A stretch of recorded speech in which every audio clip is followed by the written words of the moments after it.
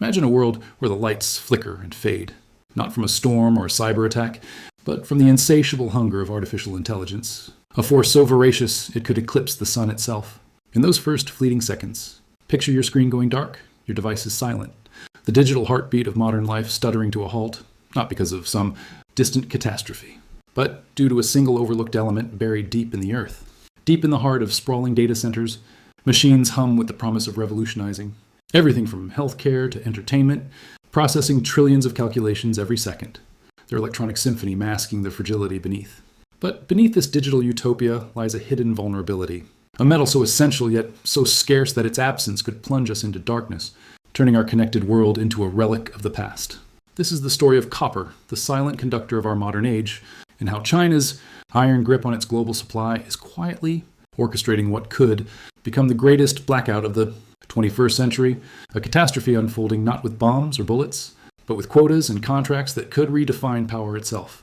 While the world obsesses over AI breakthroughs and tech giants soaring stocks, a far more insidious battle is unfolding in the shadows of mines, smelters and boardrooms, a battle that threatens to choke the very infrastructure powering our future, leaving billions in the literal and figurative dark if we fail to heed the warnings, echoing from the supply chains we once took for granted. For decades, the West has lived under the illusion of endless abundance, treating critical resources like copper as mere commodities to be traded on screens in New York and London, outsourced to distant lands without a second thought, as if the earth would forever yield its treasures on demand. We built our economies on the back of globalization, assuming that if we needed more wiring for our grids, more cables for our servers, or more conductors for our electric vehicles, the market would simply provide, like an eternal vending machine fueled by dollars and demand. Copper, that reddish-brown metal pulled from the earth with sweat and machinery, became the unsung hero of electrification, weaving through every power line snaking across continents. Every circuit board pulsing in our devices, and every data center rack supporting the weight of our digital dreams. Yet, as AI explodes onto the scene with the force of a technological supernova, demanding unprecedented amounts of electricity and infrastructure that dwarf previous innovations, we've awakened to a harsh reality. The global supermarket of resources is closing its doors, its shelves stripped bare by geopolitical maneuvers and insatiable appetites. China, with its vast underground empire of mines and refineries stretching from the depths of Africa to the peaks of South America, has positioned itself as the gatekeeper, controlling over half of the world's copper refining capacity and steadily tightening its hold on the raw materials that fuel the digital revolution, turning what was once a free flow into a carefully controlled drip. This isn't just about economics. It's a geopolitical chess game where the stakes are the survival of Western technological dominance, and the first moves have already been made in the form of subtle export restrictions and strategic stockpiling that echo through global markets like distant thunder. As we delve deeper into this silent siege, we'll uncover how historical precedents of China's resource weaponization have set the stage for a copper crisis that could halt AI's advance and trigger widespread energy shortages, leaving economies in the dark and forcing us to confront the fragility of our interconnected world.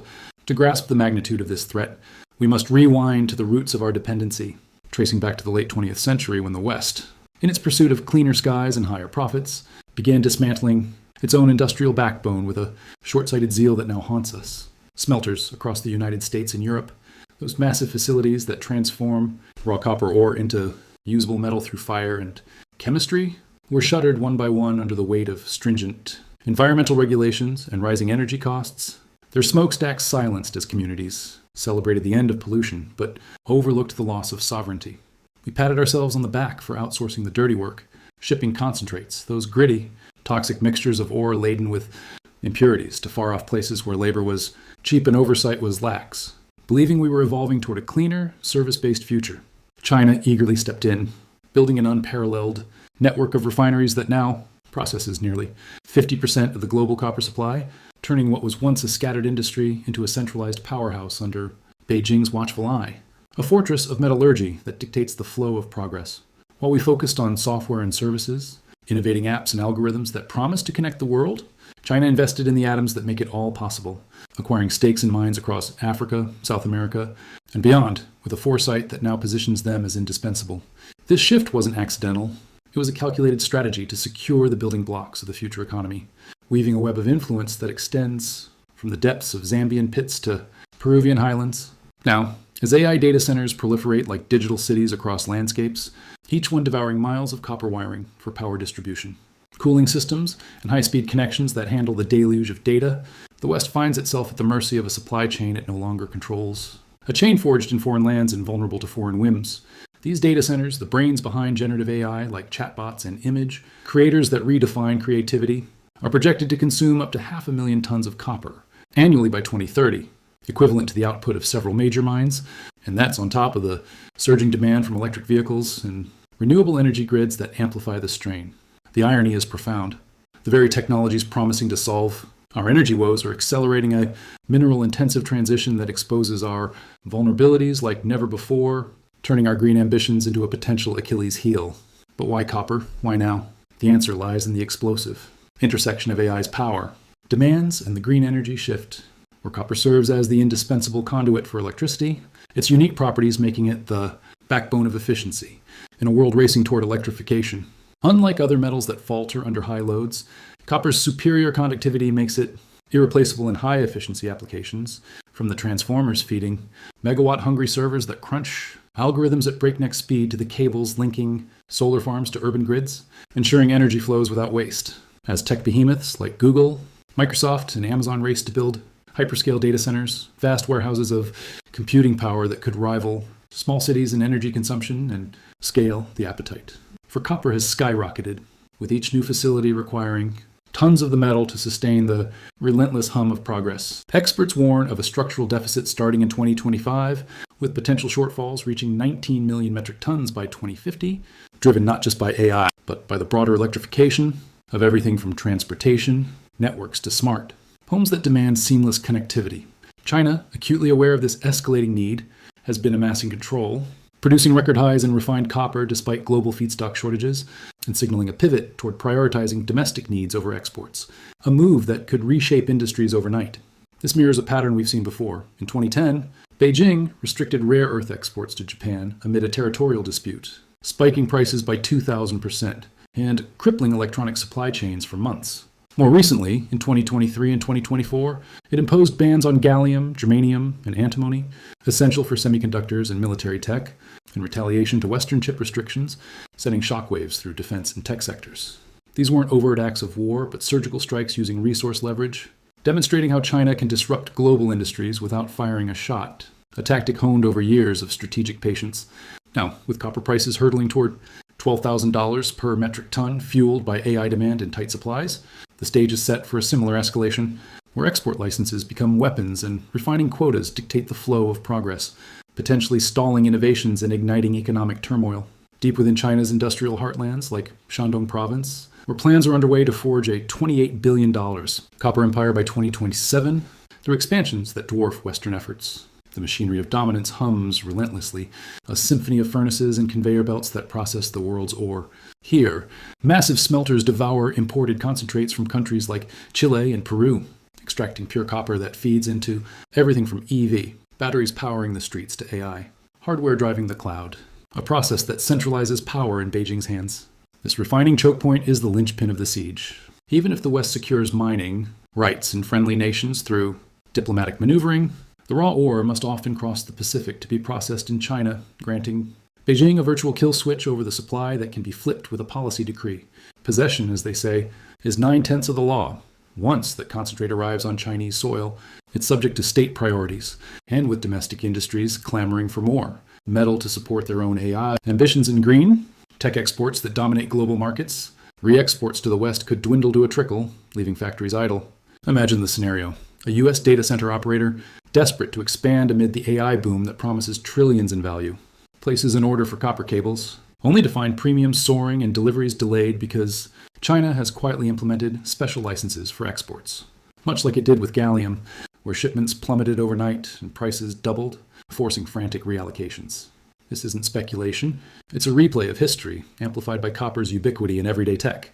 From smartphones to satellites, data centers alone could require 400,000 tons of copper yearly over the next decade, peaking at over 500,000 tons in 2028, and without reliable access, construction grinds to a halt, leading to energy bottlenecks that cascade into blackouts as grids strain under unmet demand, affecting everything from stock trades to hospital operations. The Western illusion of self-sufficiency crumbles here, revealing how we've voluntarily placed our technological neck in the lion's jaws. And now those jaws are beginning to close with the subtlety of a tightening noose. Yet China's strategy extends beyond mere control. It's a masterful play for industrial supremacy in the AI era, where copper isn't just a metal, but the lifeblood of innovation, pulsing through circuits that define the future. By classifying copper as a strategic mineral akin to rare earths, Beijing can justify restrictions that create a dual market reality. Affordable supplies for Chinese manufacturers building AI servers and data infrastructure at scale, while the rest of the world scrambles at inflated prices that erode competitiveness. This mercantilist approach echoes imperial tactics of old, securing raw inputs to dominate finished goods, much like Britain's control of wool that built empires, or America's grip on oil in the mid-20th century that shaped geopolitics. In China, where the government subsidizes massive data center expansions to rival Silicon Valley's output, keeping copper domestic ensures their tech giants maintain cost advantages, exporting ready-made AI solutions to Europe and the US while starving competitors of essentials, a cycle that reinforces dominance. The vulnerability is stark. American firms like NVIDIA or hyperscalers, planning to double data center capacity to meet exploding demand, face skyrocketing costs if copper becomes unobtainium, potentially adding billions to projects and delaying rollouts that could cost trillions in lost opportunities. And it's not just AI, the broader energy transition, from wind turbines harnessing gusts to EV charging stations dotting highways, relies on copper's conductivity, with global demand projected to surge 24% by 2035, creating an 8.2 million ton shortfall that could inflate prices and trigger economic turbulence across sectors. If shortages escalate, grids could overload, leading to rolling blackouts in tech hubs like Virginia or Texas, where data centers already consume as much power as entire states, disrupting daily life and amplifying inequalities. This silent siege isn't about conquest through force.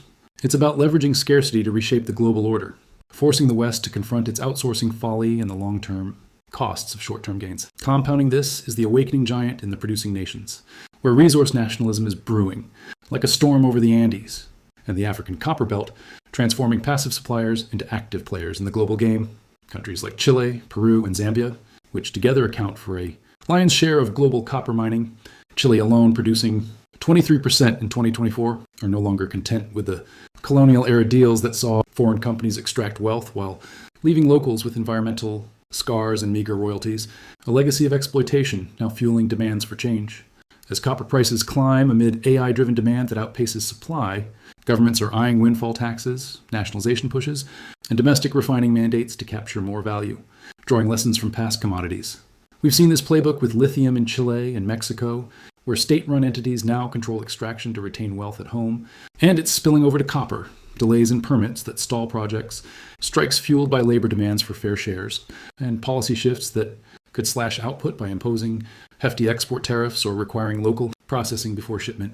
Peru, the second largest producer, faces political instability that could disrupt supplies at any moment, while Zambia's debt woes push it toward closer ties with China, granting Beijing preferential access to mines in exchange for infrastructure, loans that bind economies. This creates a potential copper OPEC, a cartel-like alliance where producers coordinate to restrict supply and drive prices higher, much like the oil shocks of the 1970s that brought superpowers to their knees and reshaped energy policies. For the West, this means friendly shoring fantasies evaporate, if ore from Chile must still go to Chinese smelters for refinement. It's captured supply, vulnerable to Beijing's whims and the whims of nationalist policies. The result? A pincer movement. China hoards refined metal to feed its industries. Producers tax raw output to reclaim sovereignty, and AI firms pay the ransom through inflated costs, with ripples extending to economies as energy prices spike and blackouts loom, threatening everything from manufacturing to medical services. At the heart of this convergence lies the crumbling facade of the global pricing mechanism, where Western markets like the London Metal Exchange and New York's COMEX have long dictated copper's value through paper trades and futures contracts that once seemed infallible. But in a world of export bans and nationalism, these systems are relics, disconnected from physical reality. As vaults drain and deliveries falter, China's refined output dips, signaling tighter supplies that echo through empty warehouses. The spot price becomes a broken gauge, understating the desperation of data center builders bidding frantically for scraps. In a market skewed by scarcity, true pricing power shifts east to Shanghai's exchanges, where physical delivery reigns supreme, creating premiums that reflect genuine scarcity in draw metal, away from the West. Miners in South America will soon bypass Western hubs entirely, selling directly to China at higher bids that promise stability, accelerating the decoupling of global flows. This dislocation could see copper hit record highs beyond imagination, with deficits ballooning to over 1 million tons by 2026, forcing rationing and project cancellations that stall progress. The economic fallout is dire. Slowed AI adoption hampers growth in sectors reliant on innovation, inflated energy costs, fuel inflation that erodes purchasing power, and blackouts disrupt everything from hospitals, relying on steady power to stock markets, grinding to a halt amid chaos. Yet, for the savvy investor or policymaker, opportunities emerge, holding physical copper as a hedge against volatility or investing in secure North American mines that offer a bastion of independence amid the storm. As we stand on the precipice of this copper crisis, teetering between innovation and interruption, the lessons are clear. Our digital dreams are tethered to earthly realities far more fragile than we imagined. And ignoring the underground empire could ignite a global blackout that eclipses any we've known. China's silent siege serves as a wake-up call, a clarion alarm urging the West to rebuild resilient supply chains through investments in domestic refining and alliances with producers before the lights go out permanently. The battle for copper isn't just about metal. It's about who controls the future in an era where atoms underpin algorithms. Will we act with foresight and fortitude, forging new paths to security, or will we fade into the dark, victims of our own complacency? The choice is ours, but the clock is ticking as the siege tightens. Thank you for staying with me till the end. Here on The Scope, we dig past the headlines and uncover the hidden layers history tried to bury. If this documentary made you think differently, hit subscribe. Your support tells me to keep creating deeper investigations. Share this video with someone who loves powerful, untold stories, and leave your thoughts in the comments. I read everyone. A new, even stronger documentary is already on the way. So stay curious, and I'll see you again soon, right here on The Scope.